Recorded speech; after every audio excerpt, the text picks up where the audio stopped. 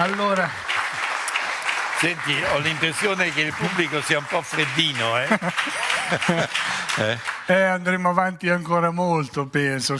Abbiamo già sporato di 25 minuti. Comunque...